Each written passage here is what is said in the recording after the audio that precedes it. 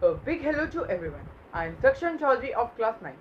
In our country, civil engineers have to sit in front of a screen in a prolonged period of time to adjust the measurements in a length and breadth of a building. It turns into a problem when the architects make a minor mistakes. The engineers have to replan everything, which is very time consuming.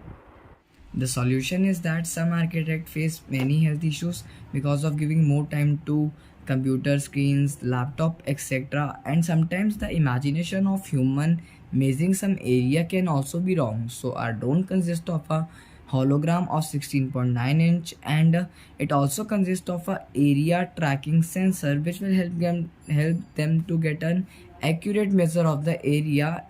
So thank you. Hello to everyone. I am Daksh Sharma from class 9, Suraj Bhandiyar Public School, Vasantviha. As shown in the image, we can see that there is a drone presenting an holographic image of a building. By this drone, the engineers or architects could easily present their virtual reality into an holographic image in the real world. This drone includes really basic components such as frame, propellers, and the most important thing, an holographic projector. Thank you. How is our idea great? Our idea is great because our idea could significantly boost the civil engineers and help in their work process and boost the infrastructure of our country.